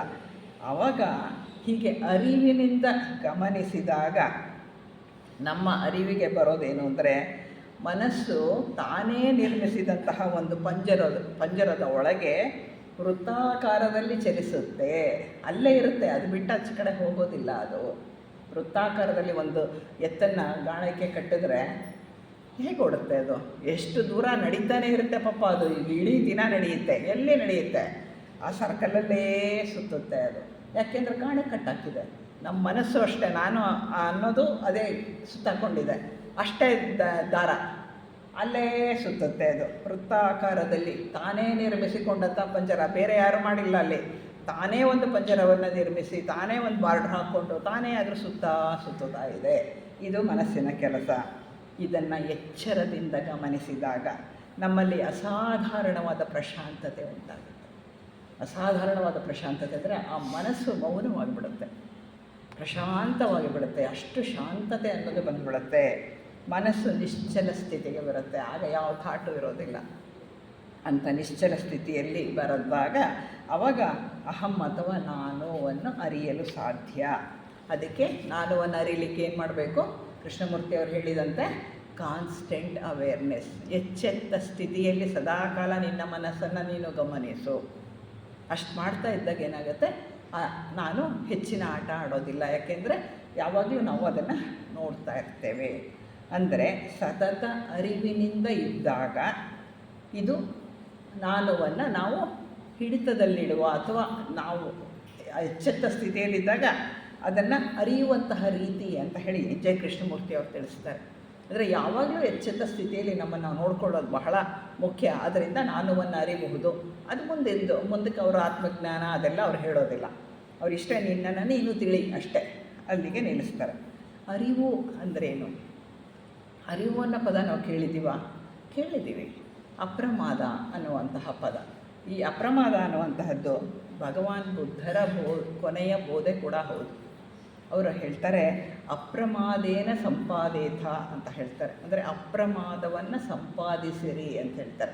ಸದಾಕಾಲ ಎಚ್ಚರದ ಸ್ಥಿತಿಯಲ್ಲಿ ಇರಿ, ಎಚ್ಚರ ತಪ್ಪಬೇಡಿ ಅಂತ ಹೇಳ್ತಾರೆ. ಅಪ್ರಮಾದೇನ ಸಂಪಾದೇಥ ಅಂತ ಅಂದರೆ ಅಪ್ರಮಾದವನ್ನು ಸಂಪಾದಿಸಿಕೊಳ್ಳಿ ಅಂತ. ಅಂದರೆ ಎಚ್ಚರ ಸ್ಥಿತಿಯಲ್ಲಿರುವಂತಹದ್ದೇ ಅಪ್ರಮಾದ. ಅಂದರೆ ಸದಾಕಾಲ ಎಚ್ಚರದಿಂದ ಇರೋದು ಅಂದರೆ ಏನು? ರಾತ್ರಿ ನಿದ್ದೆ ಮಾಡಬಾರ್ದ ನಾವು? ಅದೆಲ್ಲ ವಿಷಯ. ಎಚ್ಚೆತ್ತಿದ್ದಾಗ ನಿನ್ನ ಮನಸ್ಸು ಏನು ಮಾಡ್ತಿದೆ, ನಿನ್ನ ಭಾವನೆಗಳೇನು ಮಾಡ್ತಿದೆ, ನೀನು ಏನು ಕೆಲಸ ಮಾಡ್ತಿದ್ದೀಯಾ, ಇಷ್ಟನ್ನು ಗಮನಿಸ್ತಾ ಇದ್ದರೆ ಸಾಕು. ಆವಾಗ ತಪ್ಪುಗಳಾಗುವುದು ನಿಂತು ಹೋಗುತ್ತದೆ. ಯಾಕೆಂದರೆ ಎಚ್ಚರದ ಸ್ಥಿತಿಯಲ್ಲಿ ತಪ್ಪುಗಳಾಗೋದಿಲ್ಲ. ಈ ಒಂದು ಸ್ಥಿತಿ ಬರುತ್ತೆ. ನಮ್ಮ ಭಾವನೆಗಳು, ನಮ್ಮ ಆಸೆಗಳು, ನಮ್ಮ ಆಕಾಂಕ್ಷೆಗಳು, ನಮ್ಮ ಪ್ರತಿಕ್ರಿಯೆಗಳು, ನಮ್ಮ ಯೋಚನೆಗಳು ಹೇಗಿವೆ, ಏನು ಮಾಡ್ತಿವೆ, ಇದೆಲ್ಲನ ನಾವು ಗಮನಿಸ್ತಾ ಇರಬೇಕಾಗತ್ತೆ. ಅವು ಸರಿಯಾದ ಹಾದಿನಲ್ಲೇ ಇರುತ್ತೆ. ನಾವು ನೋಡ್ತಾ ಇದ್ದರೆ ದಾರಿ ತಪ್ಪೋದಿಲ್ಲ. ಆವಾಗ ಅತಿ ಆಸೆ ಆಗೋದಿಲ್ಲ. ಏನು ಬೇಕು ಅಷ್ಟು ಮಾತ್ರವೇ, ಏನಿದ್ದರೆ ಅದೇ, ಇಲ್ಲದ್ರೆ ಇಲ್ಲ, ಯೋಚನೆ ಇಲ್ಲ. ಈ ಹಂತಕ್ಕೆ ನಾವು ಮುಟ್ಟಬೇಕು ಅಂದರೆ ಸತತ ಎಚ್ಚರದಿಂದ ನಮ್ಮ ಭಾವನೆಗಳನ್ನು, ನಮ್ಮ ಆಲೋಚನೆಗಳನ್ನು, ನಮ್ಮ ಆಸೆಗಳನ್ನು ನೋಡ್ತಾ ಇರುವಂತಹ ಒಂದು ಪ್ರಕ್ರಿಯೆ. ಸ್ವಲ್ಪ ಹೊತ್ತು ಎಚ್ಚರ ತಪ್ಪಿದ್ರೆ ಏನಾಗುತ್ತೆ? ಆಯಿತು, ಪ್ರಮಾದ, ಕೆಳಗೆ ಬೀಳ್ತೀವಿ ನಾವು ಅಷ್ಟೇ, ಇನ್ನೇನು ಆಗಲ್ಲ. ಮತ್ತೆ ಎಚ್ಚರ ಬಂದಾಗ ಮತ್ತೆ ಬೇಗ ಬರಬೇಕಾಗತ್ತೆ. ಹೀಗಾಗತ್ತೆ. ಸ್ವಲ್ಪ ಹೊತ್ತು ಎಚ್ಚರ ತಪ್ಪಿದ್ರೆ ತೊಂದರೆಗೆ ಸಿಗಾಕ್ಕೋತೀವಿ. ಹೀಗಾಗಿ ಸದಾಕಾಲ ಅಪ್ರಮಾದದಲ್ಲಿದ್ದು ಜಾಗೃತ ಸ್ಥಿತಿಯಿಂದ ನಾವು ಜ್ಞಾನವನ್ನು ಪಡ್ಕೊಂಡು ಬ್ರಹ್ಮಭಾವದಲ್ಲಿ ಸ್ಥಿರವಾಗಿ ನಿಲ್ಲಬೇಕು ಅಂತ ಹೇಳಿ ಭಗವಾನ್ ಬುದ್ಧರು ಹೇಳ್ತಾರೆ. ಅಂದರೆ ಒಂದು ಕ್ಷಣವೂ ಎಚ್ಚರ ತಪ್ಪದಲ್ಲೇ ಇದ್ದರೆ ಆವಾಗ ಬ್ರಹ್ಮಭಾವದಲ್ಲಿ ಸ್ಥಿರವಾಗಿರ್ತೀರಾ ಅಂತ ಅರ್ಥ. ಬ್ರಹ್ಮಭಾವ ಅಂದ್ರೇನು? ನಾವೀಗಾಗಲೇ ತಿಳ್ಕೊಂಡಿದ್ದೀವಿ. ಬ್ರಹ್ಮ ಅಂದರೆ ಅದೇ ಪ್ರಪಂಚ, ಅದೇ ಆತ್ಮ, ಎಲ್ಲವೂ ಒಂದೇ ಇರುವಂತಹದ್ದು ಅಂತ ನಮಗೆ ಗೊತ್ತಿದೆ. ಹಾಗಾಗಿ ಅಲ್ಲಿ ಅಂದರೆ ಆತ್ಮದಲ್ಲಿ ನೆಲೆ ನಿಲ್ತೇವೆ ಅನ್ನುವಂತಹ ಮಾತು ಇದು. ಶಂಕರಾಚಾರ್ಯರು ಕೂಡ ಹೇಳ್ತಾರೆ, ಪ್ರಮಾದೋ ಬ್ರಹ್ಮ ನಿಷ್ಠಾಯಾಮ್ ನ ಕರ್ತವ್ಯ ಕದಾಚನ ಅಂತ ಹೇಳ್ತಾರೆ. ಅಂದರೆ ಬ್ರಹ್ಮನಿಷ್ಠೆಯಲ್ಲಿರುವಂತಹ ವ್ಯಕ್ತಿಗಳಿಗೆ ಅವರೆಂದೂ ಕೂಡ ಎಚ್ಚರ ತಪ್ಪಬಾರದು ಅಂತ ಹೇಳಿ ಅವರು ಶಂಕರಾಚಾರ್ಯರು ಹೇಳ್ತಾರೆ. ಮುಂದುವರೆದು ಶಂಕರಾಚಾರ್ಯರು ಹೇಳ್ತಾರೆ, ಪ್ರಮಾದೋ ಮೃತ್ಯುರಿತ್ಸಾಹ ಭಗವಾನ್ ಬ್ರಹ್ಮಣ ಸುತಃ ಅಂತ ಹೇಳ್ತಾರೆ. ಅಂದರೆ ಪ್ರಮಾದವೇ ಮೃತ್ಯು ಇತಿ ಭಗವಾನ್ ಬ್ರಹ್ಮಣ ಸುತಃ ಹೇಳಿದ್ರು ಅಂತ ಹೇಳ್ತಾರೆ. ಆದರೆ ಪ್ರಮಾದವೇ ಮೃತ್ಯು ಅಂತ ಭಗವಂತನಾದ ಬ್ರಹ್ಮಪುತ್ರನು ಹೇಳುತ್ತಾನೆ ಅಂತ. ಇಲ್ಲಿ ಬ್ರಹ್ಮಪುತ್ರ ಅಂದರೆ ಯಾರು ಅಂತ ಹೇಳಿದ್ರೆ, ಅವರು ಹೇಳಿದ್ದು ಜಗತ್ಪ್ರಭುಗಳಿಗೆ, ಸನತ್ ಕುಮಾರರಿಗೆ ಬ್ರಹ್ಮಪುತ್ರ ಅಂತ ಹೇಳಿ ಶಂಕರಾಚಾರ್ಯರು ಕರೆದಿದ್ದು. ಅಂದರೆ ಅರಿವು ಇಲ್ಲದೇ ಇರುವಂತಹದ್ದು ಪ್ರಮಾದ, ಅರಿವು ಇರುವಂತಹದ್ದು ಅಪ್ರಮಾದ, ಅರಿವಿಲ್ಲದೇ ಇರುವುದು ಪ್ರಮಾದ ಅಂತ. ಅರಿವಿಲ್ಲದೇ ಇರುವುದು ಮರಣಕ್ಕೆ ಸಮಾನ, ಅಂದರೆ ಸಾವಿಗೆ ಸಮಾನ ಅಂತ ಹೇಳಿ ಅವರು ಹೇಳ್ತಾರೆ. ಹುಟ್ಟಿದವರಿಗೆಲ್ಲ ಸಾವು ಅನಿವಾರ್ಯ, ಜಾತಸ್ಯ ಮರಣಂ ಧ್ರುವಂ ಅನ್ನೋದು ನಾವು ತಿಳ್ಕೊಂಡಿದ್ದೇವೆ. ಅದಕ್ಕೆ ನಚಿಕೇತ ಏನು ಮಾಡ್ತಾನೆ, ನನಗದೆಲ್ಲ ಬೇಕಾಗಿಲ್ಲ, ನಾನು ಮರಣದಿಂದ ಪಾರಾಗಬೇಕು, ನನಗೆ ಆ ವಿಷಯ ತಿಳಿಸ್ಕೊಡು ಅಂತ ಹೇಳಿ ಸೀದಾ ಅವನೇನು ಮಾಡ್ತಾನೆ, ಯಮನ ಹತ್ರಕ್ಕೆ ಹೋಗ್ತಾನೆ. ಯಮನ ಹತ್ರಕ್ಕೆ ಹೋಗ್ಬಿಟ್ಟು ಅವನಿಗೆ ಹೇಳ್ತಾನೆ, ನನಗೆ ಮರಣದಿಂದ ಪಾರಾಗುವಂತಹ ವಿಧಾನವನ್ನು ನನಗೆ ನೀನು ತಿಳಿಸ್ಕೊಡ್ಬೇಕು ಅಂತ ಕೇಳ್ತಾನೆ. ಆವಾಗ ಯಮ ಕೇಳ್ತಾರೆ, ಏನೇನು ಬೇಕೋ ಎಲ್ಲ ಕೇಳ್ತಾರೆ, ಎಲ್ಲ ಹೇಳ್ತಾರೆ ಅವರು. ನಿನಗೆ ಐಶ್ವರ್ಯ ಕೊಡ್ತೀನಿ, ನಿನ್ನ ಚಕ್ರವರ್ತಿ ಮಾಡ್ತೀನಿ, ನಿನಗೆ ಹಂಗೆ ಮಾಡ್ತೀನಿ, ನಿನಗೆ ಹಿಂಗೆ ನೀನು ಏನು ಹೇಳಿದ್ರು ನಾನು ಒಪ್ಪಲ್ಲ, ನನಗೇನೂ ಬೇಕಾಗಿಲ್ಲ, ನನಗೆ ಬೇಕಾಗಿರೋದು ಮರಣದಿಂದ ಬಿಡುಗಡೆ ಮಾತ್ರ, ಅದನ್ನು ಮಾತ್ರ ಕೊಡು ನೀನು ಅಂತ ಕೇಳಿ ಅವರು ಹಠ ಮಾಡ್ತಾರೆ. ಆವಾಗ ಯಮ ಹೇಳ್ತಾರೆ, ಸ್ಥಿರವಾದ ಇಂದ್ರಿಯ ನಿಗ್ರಹ ಬೇಕು. ಯಾಕೆಂದರೆ ಇದು ನಚಿಕೇತನಲ್ಲಿದೆ. ಏನೆಲ್ಲ ಆಸೆಗಳನ್ನು ತೋರಿಸಿದ್ರು ಕೂಡ ನಚಿಕೇತ ಒಪ್ಪಲ್ಲ, ನಂಗೆ ಅದು ಯಾವುದು ಬೇಕಾಗಿಲ್ಲ, ನನಗೆ ಬೇಕಾಗಿರೋದು ಒಂದೇ ಅಂತ ಹೇಳ್ತಾರೆ. ಹಾಗಾಗಿ ಇಂದ್ರಿಯ ನಿಗ್ರಹ, ಸ್ಥಿರವಾದ ಇಂದ್ರಿಯ ನಿಗ್ರಹ ಬೇಕು. ಇದನ್ನೇನಂತ ಕರೀತಾರೆ ಅಂದರೆ, ಯಮ ಹೇಳ್ತಾರೆ ಅದನ್ನು ಯೋಗ ಅಂತ ಕರೀತಾರೆ. ಸ್ಥಿರವಾದ ಇಂದ್ರಿಯ ನಿಗ್ರಹವೇ ಯೋಗ. ಇದನ್ನು ನಾವು ಅರ್ಥ ಮಾಡ್ಕೊಳ್ಬೇಕು. ಸ್ಥಿರವಾದ ಇಂದ್ರಿಯ ನಿಗ್ರಹವೇ ಯೋಗ. ಅದರಿಂದ ಈ ಯೋಗದಿಂದ, ಅಂದರೆ ಇಂದ್ರಿಯ ನಿಗ್ರಹದಿಂದ ಸಾಧಕ ಪ್ರಮಾದ ಇಲ್ಲದವನಾಗುತ್ತಾನೆ, ಅಂದರೆ ಸದಾಕಾಲ ಅರಿವಿನಿಂದ ಇರುತ್ತಾನೆ ಅನ್ನುವಂತಹ ಮಾತನ್ನು ಹೇಳ್ತಾರೆ. ಬ್ರಹ್ಮವನ್ನು ಮಾತಿನಿಂದಾಗಲಿ, ಮನಸ್ಸಿನಿಂದಾಗಲಿ, ಇಂದ್ರಿಯಗಳಿಂದಾಗಲಿ ಅರ್ಥ ಮಾಡಿಕೊಳ್ಳಲು ಸಾಧ್ಯವಿಲ್ಲ. ಬ್ರಹ್ಮವನ್ನು ನನ್ನ ಮಾತಿಂದ ನನಗೆ ಬ್ರಹ್ಮ ಗೊತ್ತು ಹೀಗಿದೆ ಅಂತ ಹೇಳಿ ನಾನು ನಿಮಗೆ ಹೇಳೋಕ್ಕಾಗಲ್ಲ, ನಿಮಗೂ ನನ್ನ ಮಾತಿಂದ ಅರ್ಥ ಮಾಡ್ಕೊಳಕ್ಕಾಗಲ್ಲ. ಮತ್ತು ಇಂದ್ರಿಯಗಳಿಂದ ತಿಳ್ಕೊಳ್ತೀನ ಅಂದರೆ ಅದು ಇಂದ್ರಿಯಕ್ಕೆ ಸಿಕ್ಕೋದಿಲ್ಲ. ಆದರೆ ಹೇಗೆ ತಿಳ್ಕೊಬಹುದು ಈ ಬ್ರಹ್ಮನನ್ನು ಅಂತ ಹೇಳಿದ್ರೆ, ತತ್ವಭಾವದಿಂದ ತಿಳ್ಕೊಬಹುದು. ಅಂದರೆ ತಾತ್ವಿಕವಾಗಿ ಬ್ರಹ್ಮ ಇದ್ದಾನೆ ಅಂತ ಹೇಳಿ ನಾವು ಅರ್ಥ ಮಾಡ್ಕೊಳ್ಬಹುದು. ತತ್ವಭಾವ ಅಂತ ಹೇಳಿದ್ರೆ ಬ್ರಹ್ಮ ಹೇಗಿದೆಯೋ ಹಾಗೆ ಅದನ್ನು ಅನುಭವಿಸಿ ತಿಳಿಯುವುದು. ತತ್ವಭಾವ ಅಂದರೆ ಏನು, ಅದು ಮುಖ್ಯ ಆಗುತ್ತಲ್ವ. ತತ್ವಭಾವದಿಂದ ಅರ್ಥ ಮಾಡ್ಕೊಳ್ಳಿ ಅಂತ ನಾನು ಹೇಳಿಬಿಟ್ರೆ ಯಾವುದು ತತ್ವಭಾವ? ಆ ಬ್ರಹ್ಮವನ್ನು ಅದು ಇರುವಂತೆಯೇ ನೀವು ಅನುಭವಿಸಬೇಕು, ಆಗ ಅದು ತತ್ವಭಾವ ಆಗತ್ತೆ. ಅಂದರೆ ಬ್ರಹ್ಮನನ್ನು ಅಥವಾ ಆತ್ಮನನ್ನು ಅದನ್ನು ಅನುಭವಿಸಿ ಮಾತ್ರವೇ ತಿಳಿಯಬಹುದೇ ಹೊರತು ಯಾವುದೇ ಮಾತಿಗೆ, ಇಂದ್ರಿಯಕ್ಕೆ, ಯಾವುದಕ್ಕೂ ಸಿಗೋದಿಲ್ಲ ಅದು. ಅಂದರೆ ನಿಮಗೆ ಪ್ರತಿಯೊಬ್ಬರಿಗೂ ಆತ್ಮಜ್ಞಾನ ಬೇಕು ಅಂದರೆ ಏನು ಮಾಡಬೇಕು? ತತ್ವಭಾವದಿಂದ ಅದನ್ನು ಅನುಭವಿಸಬೇಕು. ಅಂದರೆ ನೀವೇ ಅರ್ಥ ಮಾಡ್ಕೊಳ್ಬೇಕು, ನೀವೇ ಅದನ್ನು ಅನುಭವಿಸಬೇಕು, ಅದು ಬಿಟ್ಟು ಬೇರೆ ದಾರಿ ಇಲ್ಲ. ಅದು ಯಮ ಹೇಳ್ತಾರೆ ನಚಿಕೇತನಿಗೆ, ತತ್ವಭಾವದಿಂದ ಅದನ್ನು ಅನುಭವಿಸು ಅಂತ ಹೇಳ್ತಾರೆ. ಹಾಗಾಗಿ ಅನುಭವಿಸಿ ತಿಳಿ ಅಂದರೆ ಸಾಕ್ಷಾತ್ತಾಗಿ ಆತ್ಮ ಅಂದರೆ ಏನು ಅನ್ನೋದನ್ನು ಪ್ರತಿಯೊಬ್ಬರೂ ಕೂಡ ಅವರವರೇನೆ ಅನುಭವಿಸಿ ತಿಳಿಯಬೇಕು. ಇದನ್ನು ಬಿಟ್ಟು ಬೇರೆ ಯಾವುದೇ ದಾರಿ ಇಲ್ಲ ಅಂತ ಹೇಳಿ ಯಮ ಹೇಳ್ತಾರೆ. ಯಾವಾಗ ಸಾಧಕ ತನ್ನ ಹೃದಯದಲ್ಲಿ ನೆಲೆಸಿರುವ ಆಸೆಗಳನ್ನು ಪೂರ್ತಿ ಗೆಲ್ತಾನೋ, ಅಂದರೆ ಇಂದ್ರಿಯಗಳನ್ನು ಸಂಪೂರ್ಣವಾಗಿ ತನ್ನ ಹತೋಟಿಯಲ್ಲಿ ಇಟ್ಕೊಳ್ತಾನೋ, ಆಗ ಅವನು ಅಮೃತನಾಗಬಲ್ಲ, ಅವನಿಗೆ ಸಾವಿಲ್ಲ, ಆ ಹಂತವನ್ನು ಅವನು ತಲುಪಬಲ್ಲ ಖಂಡಿತವಾಗಿ ಅಂತಾರೆ. ಅಂದರೆ ಇಲ್ಲಿಯೇ ಬದುಕಿರುವಾಗಲೇ ಈಗಲೇ ಬ್ರಹ್ಮವನ್ನು ಪಡೆದು ಅದನ್ನು ಅನುಭವಿಸೋದಕ್ಕೆ ಸಾಧ್ಯ. ಈ ಕ್ಷಣ ಅನುಭವಿಸೋದಕ್ಕೆ ಸಾಧ್ಯ. ಯಾವುದರಿಂದ? ಪರಮ ಅರಿವಿನಿಂದ, ಚಾಯ್ಸ್ಲೆಸ್ ಅವೇರ್ನೆಸ್ಸಿಂದ, ಆ ತತ್ವಭಾವದಲ್ಲಿಯೇ ನಾನು ಇರ್ತೀನಿ ಅನ್ನುವ ಭಾವದಿಂದ ಇಂದ್ರಿಯಗಳನ್ನು ಸಂಪೂರ್ಣ ನಿಗ್ರಹ ಮಾಡಿದಾಗ ಆ ಕ್ಷಣ ಇರುವಂತೆಯೇ ಬ್ರಹ್ಮನನ್ನು ಅನುಭವಿಸಲು ಸಾಧ್ಯ ಅಂತ ಯಮ ಹೇಳ್ತಾರೆ. ಅಂದರೆ ನಮ್ಮ ಹೃದಯಕ್ಕೆ ನೂರಾರು ನಾಡಿಗಳ ಸಂಪರ್ಕ ಇದೆ. ನಮ್ಮ ಹೃದಯದ ಎಲ್ಲ ಕಡೆಯೂ ನಮ್ಮ 72,000 ನಾಡಿಗಳು ಹರಿಯುತ್ತೆ ನಮ್ಮ ಶರೀರದಲ್ಲಿ. ಆಸ್ಟ್ರಲ್ ಟ್ಯೂಬ್ಸ್ ಅಂತ ಕರಿತೀವಿ ನಾವು ಅದನ್ನು. ಆ ಆಸ್ಟ್ರಲ್ ಟ್ಯೂಬ್ಸು 72,000 ಇದೆ. ಒಂದು ಕೂದಲಿನ ಜಾಗದಲ್ಲಿ 1,000 ನಾಡಿಗಳನ್ನು ಇಡಬಹುದು, ಜೋಡಿಸ್ಬೋದು. ಅಷ್ಟು ಸಣ್ಣದಾಗಿರುತ್ತೆ ಆಸ್ಟ್ರಲ್ ಟ್ಯೂಬ್ಸು. ಅದು ಅಂತಹದ್ದು ಅಷ್ಟೊಂದು 72,000 ಇದೆಯಲ್ಲ, ಆ 72,000 ಮುಖ್ಯ ಅಲ್ಲ. ಯಾರು ಸುಷುಮ್ನಾ ನಾಡಿಯನ್ನು ಹಿಡಿದು ಹೃದಯ ಚಕ್ರದ ಮುಖಾಂತರ ಮೇಲೇರಿ ಸಹಸ್ರಾರವನ್ನು ತಲುಪುತ್ತಾರೋ ಅವನು ಕೂಡ ಪರಬ್ರಹ್ಮನಲ್ಲಿ ಒಂದಾಗುತ್ತಾರೆ ಅಂತ ಹೇಳಿ ಚಕ್ರ ಇದನ್ನು ಮಾಡುವಂತಹ, ಅಂದರೆ ಅದರ ಬಗ್ಗೆ ತಿಳ್ಕೊಂಡಂಥವರು ಯೋಗಿಗಳು ಹೇಳ್ತಾರೆ.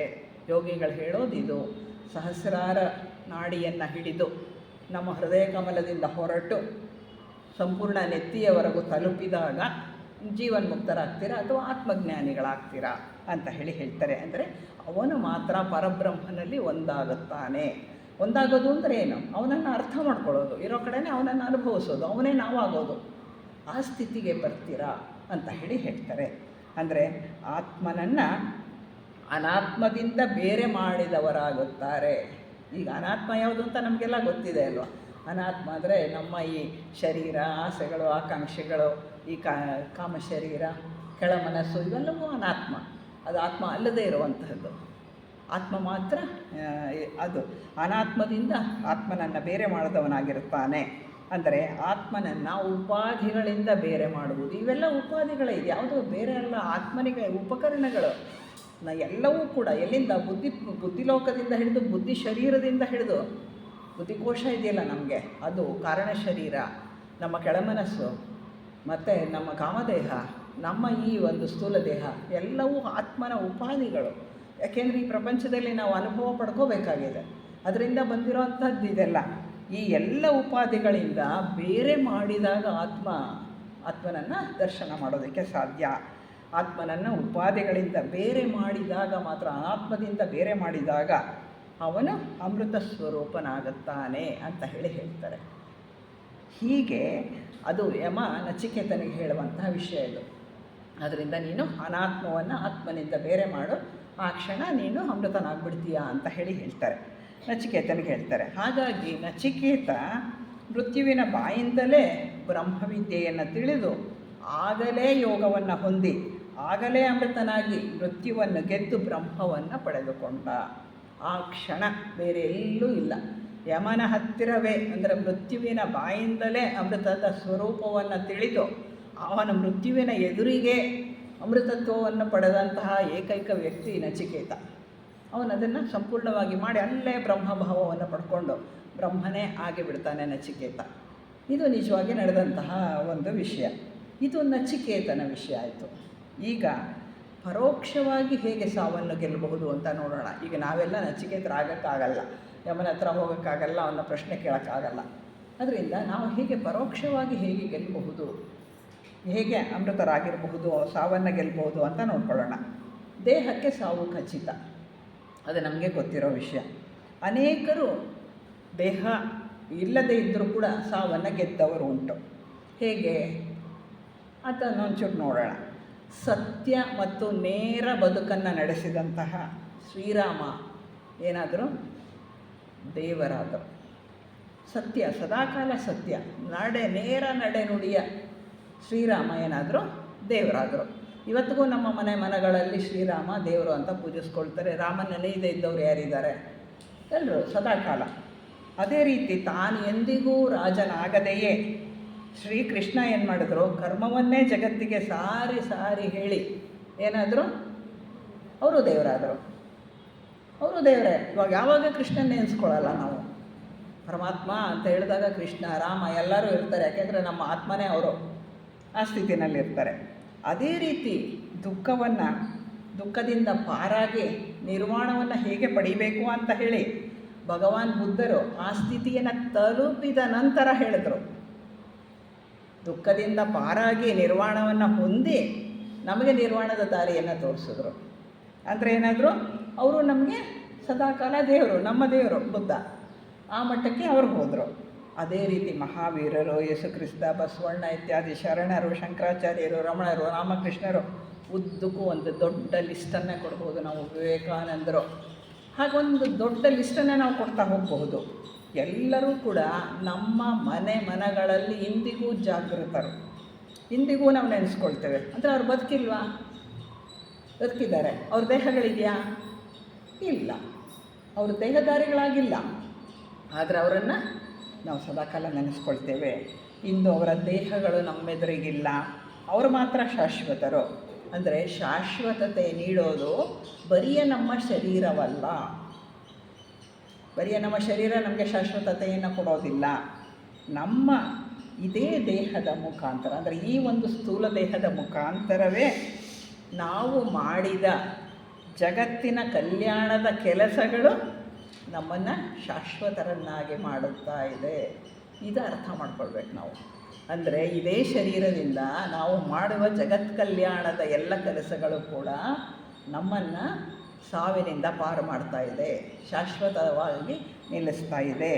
ನಮ್ಮ ದೇಹ ಕರಗಿ ಹೋದರೂ ಕೂಡ ನಮಗೆ ಶಾಶ್ವತತೆ ಮತ್ತು ಚಿರಂಜೀವಿತ್ವವನ್ನು ಕೊಡುವಂತಹದ್ದು ಯಾವುದೋ ಈ ನಿಸ್ವಾರ್ಥವಾದಂತಹ ಪ್ರೇಮಮಯವಾದಂತಹ ಸೇವಾ ಮನೋಭಾವದ ಕೆಲಸಗಳು ಮಾತ್ರ. ಇದನ್ನು ನಾವು ಅರ್ಥ ಮಾಡ್ಕೋಬೇಕು. ಬರಿಯ ದೇಹ ಪ್ರಜ್ಞೆಯಿಂದ ಮಾಡಿದ ಯಾವುದೇ ಕೆಲಸವೂ ನಮ್ಮನ್ನು ಮೃತ್ಯುವಿನಿಂದ ಪಾರು ಮಾಡಲಾರದು. ಬರಿಯ ದೇಹ ಭಾವ, ನನಗೆ ಬೇಕು, ನಾನು ಊಟ ಮಾಡಬೇಕು, ನಾನು ಚೆನ್ನಾಗಿರಬೇಕು, ಈ ಭಾವದಿಂದ ಮಾಡಿದಂತಹ ಯಾವುದೇ ಕೆಲಸ ನಮ್ಮನ್ನು ಮೃತ್ಯುವಿನಿಂದ ಪಾರು ಮಾಡೋದಿಲ್ಲ. ಅದು ಬಿಟ್ಟು ನಾನು, ನನ್ನದು, ನನ್ನವರು ಅನ್ನುವ ಮಿತಿಯನ್ನು ಮೀರಿ ಜಗತ್ತಿನ ಕಲ್ಯಾಣಕ್ಕಾಗಿ ಯಾರು ದುಡಿತಾರೋ ಅವರನ್ನು ಮೃತ್ಯು ಮುಟ್ಟೋದೇ ಇಲ್ಲ. ಇದು ನಿಜವಾದಂತಹ ವಿಷಯ. ಇದು ಶಾಶ್ವತತೆಯ ಒಂದು ಗುಟ್ಟು ಅಂತ ಹೇಳಿ ತಿಳ್ಕೊಬೋದು. ನಮ್ಮ ಥಿಯೋಸಾಫಿಕಲ್ ಸೊಸೈಟಿಯ ಸ್ಥಾಪಕರಾದಂತಹ ಬ್ಲಾವಟ್ಸ್ಕಿ ಅಮ್ಮ ಅವರು, HS ಆಲ್ಕಾಟ್ರು, ಅನಿಬೆಸೆಂಟ್ರು, ರೆಡ್ವಿಟ್ರು, ಅನೇಕರು ಅಲ್ವಾ, ಇವರೆಲ್ಲ ಕೂಡ ಸಾವನ್ನು ಕಾಣದ ಅಮರರು. ಇವತ್ತಿಗೂ ಕೂಡ ಅವರ ದೇಹಗಳು ಈಗ ಖಂಡಿತ ನಮ್ಮ ಎದುರಿಗಿಲ್ಲ, ಅವು ಹೊರಟು ಹೋಗಿದೆ. ಆದರೆ ಅವರಿದ್ದಾರೆ, ನಮಗೆ ಸದಾಕಾಲ ಇರ್ತಾರೆ ಅವರು. ಆ ರೀತಿಯಾಗಿ ಇರುವಂತಹವರು. ಇದು ನಿಜವಾದ ಯೋಗ ಜೀವನ ನಡೆಸಿದ ಯೋಗಿಗಳ ಒಂದು ಒಳಗುಟ್ಟು. ಯಾವುದು? ಮರಣವನ್ನು ಗೆಲ್ಲುವ ಪ್ರಕ್ರಿಯೆ. ಈ ರೀತಿಯ ಯೋಗ ಜೀವನ ನಡೆಸೋದ್ರಿಂದ ನಾವುಗಳು ಅಂದರೆ ಮಾನವರಿಂದ ಮಾನವಾತೀತರಾಗ್ತೇವೆ. ಅಂದರೆ ಅದಕ್ಕೆ ಮಾಡಬೇಕಾಗಿರೋದೇನು? ಯೋಗ ಜೀವನ ನಡೆಸುವುದು. ಅದರಿಂದ ಈ ಮಾನವತೆಯ ಕೊನೆಯ ಹಂತ ಒಂದು ಇರಬೇಕಲ್ವ?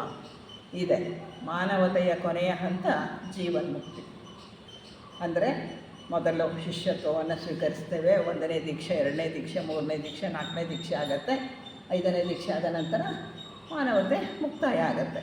ಮಾನವತೆ ಮುಗಿದು ಮಾನವಾತೀತ ಸ್ಥಿತಿಗೆ ನಾವು ತಲುಪ್ತೇವೆ. ಹಾಗೆ ಆ ಮಾನವಾತೀತ ಸ್ಥಿತಿಗೆ ಹೋದಾಗ, ಜೀವನ್ಮುಕ್ತರಾದಾಗ, ಅದೇ ನಮ್ಮ ಗುರಿ. ಈಗ ಆ ದಾರಿಯಲ್ಲೇ ನಾವು ಹೊರಟಿರೋ ಅಂಥದ್ದು. ಅಲ್ಲಿ ತಲುಪಿದಾಗ ನಮಗೆ ದೇಹ ಇರಬಹುದು, ದೇಹ ಇಲ್ಲದಲ್ಲೇ ಇರಬಹುದು. ದೇಹ ಇರಲೇಬೇಕಂತ ಏನಿಲ್ಲ, ಯಾವುದಾದ್ರೂ ಇರ್ಬೋದು. ಆದರೆ ನಾವು ಮಾತ್ರ ಇರ್ತೀವಿ ಸದಾಕಾಲ ಈಶ್ವರನ ಸೇವೆ ಮಾಡುತ್ತಾ ಶಾಶ್ವತವಾಗಿ ಈಶ್ವರನೆಡೆಗೆ ಮುಂದುವರಿತಾ ಇರ್ತೇವೆ. ಯಾವುದ್ರ ಮುಖಾಂತರ?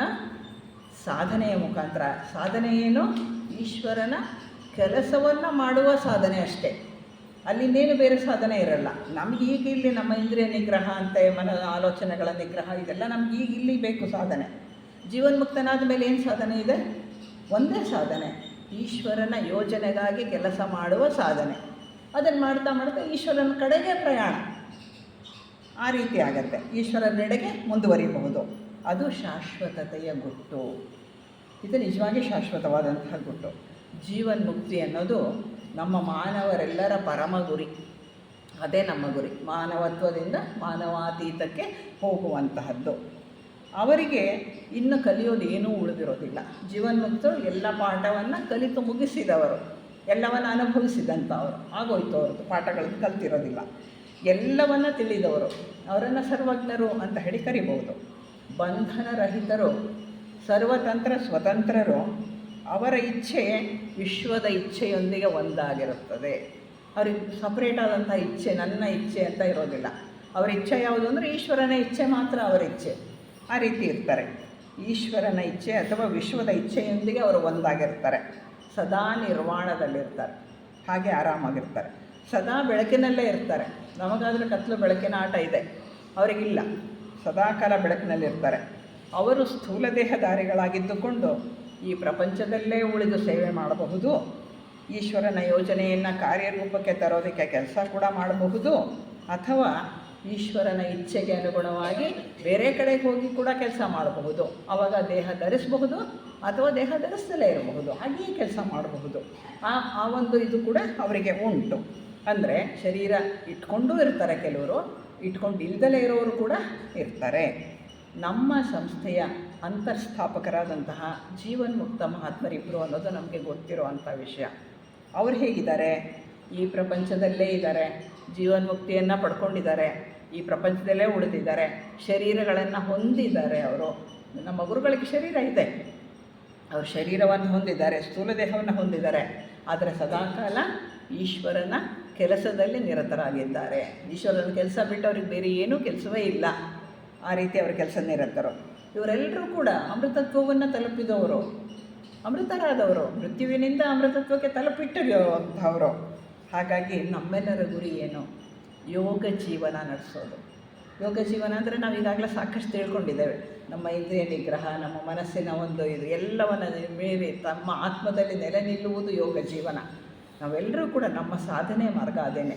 ಯೋಗ ಜೀವನವನ್ನು ನಡೆಸುತ್ತಾ ಸಾಧನೆಯಿಂದ ಈ ಗುರಿಯನ್ನು ತಲುಪಬೇಕು ಆದಷ್ಟು ಬೇಗ. ಈ ಗುರಿ ಯಾವ ಗುರಿ? ಜೀವನ್ಮುಕ್ತ ಆಗುವ ಗುರಿ. ಆ ಗುರಿಯನ್ನು ತಲುಪಬೇಕು ಅಂದರೆ ಮಾನವತೆಯಿಂದ ಮಾನವಾತೀತಕ್ಕೆ ಹೋಗಬೇಕು. ಅದೇ ಮೃತ್ಯುವಿನಿಂದ ಅಮೃತತ್ವಕ್ಕೆ ಪ್ರಯಾಣ ಮಾಡುವ ವಿಧಾನ. ಅಲ್ಲಿ ಅಮೃತತ್ವ ಸಿಗತ್ತೆ ನಮಗೆ. ಯಾವಾಗ ಬೇಕಾದರೂ ಅಮೃತತ್ವ ಸಿಗತ್ತೆ. ಅದಕ್ಕೆ ಯೋಗ ಜೀವನ ನಾವು ನಡೆಸಲೇಬೇಕಾಗತ್ತೆ. ಅದೇ ಆತ್ಮ ಸಾಕ್ಷಾತ್ಕಾರ, ಅದೇ ನಮ್ಮ ನಿಮ್ಮೆಲ್ಲರ ಗುರಿ. ಆ ಸ್ಥಿತಿ ಪ್ರತಿಯೊಬ್ಬರ ಹಕ್ಕು, ನಮ್ಮೆಲ್ಲರ ಹಕ್ಕು ಇದು. ನಮಗೆ ಸಿಗಬೇಕಾದಂಥದ್ದು ಸಿಗುತ್ತೆ. ಆದರೆ ತಡ ಆಗ್ತಿರೋದು ನಮ್ಮಿಂದಾನೆ. ನಮ್ಮ ಸಾಧನೆ ಇನ್ನೂ ಆ ಮಟ್ಟಕ್ಕೆ ಹೋಗಲಿಲ್ಲ. ಆ ಮಟ್ಟಕ್ಕೆ ಹೋದಾಗ ಏನಾಗುತ್ತೆ? ನಾವು ಕೂಡ ಅಮೃತತ್ವಕ್ಕೆ ತಲುಪ್ತೇವೆ. ಅದೇ ಮೃತ್ಯೋರ್ಮ ಅಮೃತಂಗಮಯ. ವಂದನೆಗಳು.